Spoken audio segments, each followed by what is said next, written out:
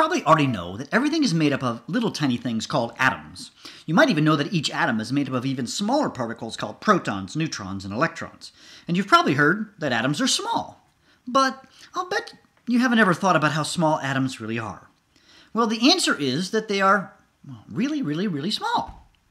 So you ask, just how small are atoms? Well, to understand this, let's ask this question. How many atoms are in a grapefruit? Well, let's assume that the grapefruit is made up of only nitrogen atoms, which isn't at all true, but there are nitrogen atoms in a grapefruit. Well, to help you visualize this, let's blow up each of the atoms to the size of a blueberry. And then how big would the grapefruit have to be? It would have to be the same size of, well, actually, the Earth. That's crazy. You mean to say that if I filled the Earth with blueberries, I would have the same number of nitrogen atoms as a grapefruit? That's right. So how big's the atom? Well, that's really, really, really, really small.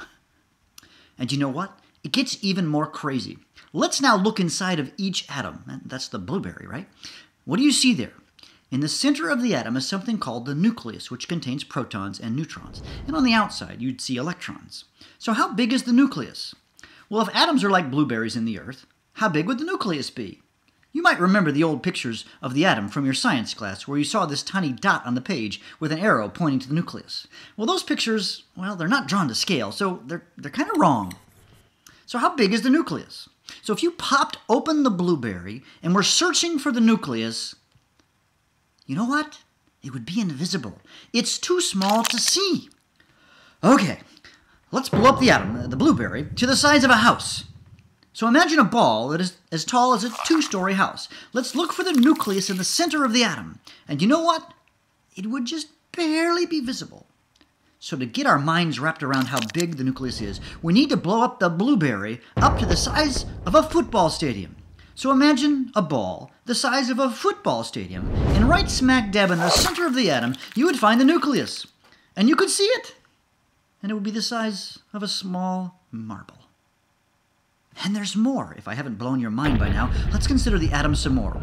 It contains protons, neutrons, and electrons. The protons and neutrons live inside of the nucleus and contain almost all of the mass of the atom. Way on the edge are the electrons. So if an atom is like a ball the size of a football stadium with a nucleus in the center and the electrons on the edge, what is in between the nucleus and the electrons? Surprisingly, the answer is empty space. That's right, empty. Between the nucleus and the electrons, there are vast regions of empty space. Now, technically, there are some electromagnetic fields, but in terms of stuff, matter, it is empty. Remember, this vast region of empty space is inside the blueberry, which is inside the Earth, which really are the atoms in the grapefruit. Okay, one more thing, if I can even get more bizarre. Since virtually all of the mass of an atom is in the nucleus, now there is some amount of mass in the electrons, but most of it is in the nucleus. How dense is the nucleus?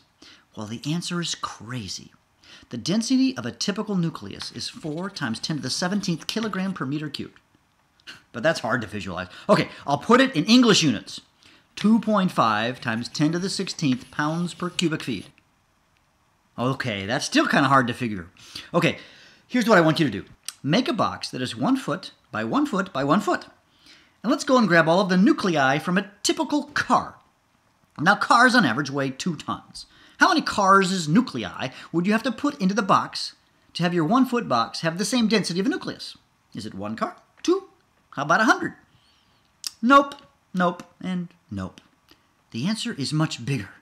It is 6.2 billion. That is almost equal to the number of people in the Earth.